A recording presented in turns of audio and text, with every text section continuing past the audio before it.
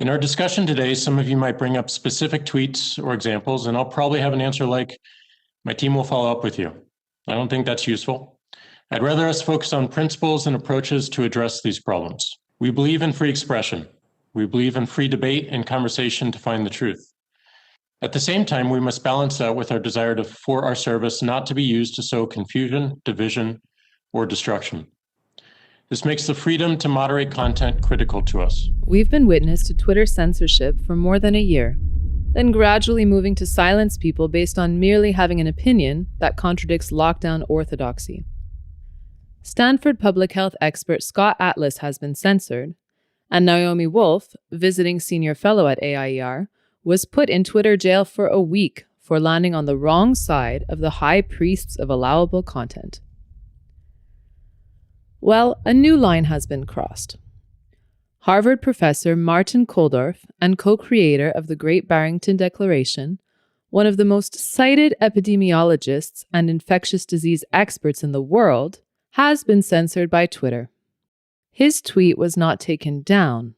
He had a warning slapped on it, and users have been prevented from liking or retweeting the post.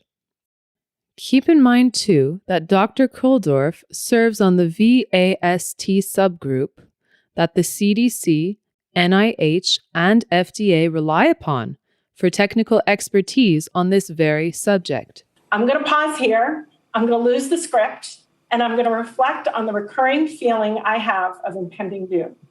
We have so much to look forward to, so much promise and potential of where we are, and so much reason for hope. But right now, I'm scared. So here we have some geeks at Twitter curating science in areas totally outside the specialization of web nerds in a way that skews public understanding of the scientific debate. Dr. Kulldorff's censorship directly coincides with Anthony Fauci making a political push to retain social distancing and mask restrictions and force separation for children until they're vaccinated.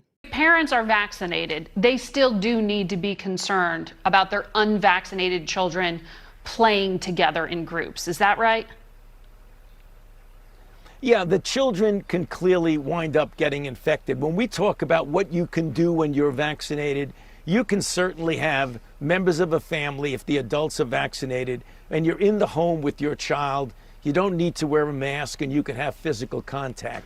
When the children go out into the community, you want them to continue to wear masks when they're interacting with groups from multiple households.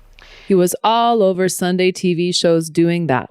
This attempt to silence accredited experts completely distorts the process of scientific inquiry, discovery, and public opinion. And to what end? Twitter has generally been biased in a lockdown direction. If you want to be cynical about it, you could observe that everyone who works there can get by on laptops and house shoes for the duration. Its stock price has more than doubled in the course of lockdowns, and user engagement has risen dramatically. It would appear that with this latest act of censorship, we're not talking about political extremism or anything else that violates normal terms of use. We have entered into a new realm.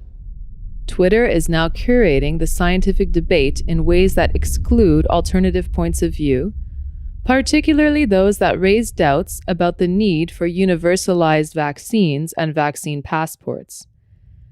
To be sure, Dr. Kulldorff is not an anti-vaxxer, but instead has a nuanced position in light of his professional understanding of the demographics of risk of this virus. What we're doing now is we are protecting low-risk college students and low-risk professionals like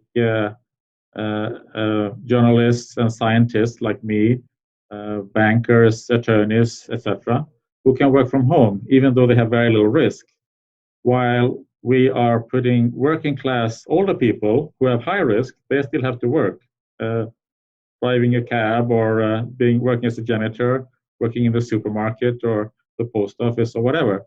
So they are exposed, and they are putting the burden to develop the immunity in the population that will eventually protect all of us. If there ever was a troubling sign of the power and arrogance of big tech, of which I've long been a defender, This new action is it. Dr. Kulldorff has been a brave proponent of traditional public health in the midst of an unprecedented and very obviously failed policy of lockdowns. So this is not how we've ever done anything like this. Like we've never, and we've talked to other doctors and they said, we've always, when we've had, whether it's the swine flu or whether it's a bad flu year, we've never shut things down. Doctor, why now? Why this hysteria, or why the shutdowns like this? I don't know. As a public health scientist, I'm absolutely stunned. And I don't know. I think it's better to ask that question to a psychologist or sociologist or journalists or I don't know who, but I am absolutely stunned. And if you go and look at most countries, at least most Western countries, would have sort of a pandemic preparedness plan, because we knew there was going to come a pandemic sooner or later. We just didn't know when or what type, but we knew they were going to come, and they will come more after this. So all those pandemic preparedness plans were basically thrown out the window, and instead we do this lockdown experiment, no, I'm sorry, I can't answer your question. I don't know why. No. He has been a voice of clarity, reason, calm, and science. That Twitter would choose to use its power over public debate to silence his insights should be of profound concern to everyone concerned about the use of science in the public interest. Well, if somebody is paranoid and they go around being worried about dying from cancer, or dying from cardiovascular disease, or dying from diabetes, or having a car accident, or dying from the annual flu, then yeah, maybe they want to add COVID-19 to this long list of things to be afraid of. And maybe they should also have do some counseling. But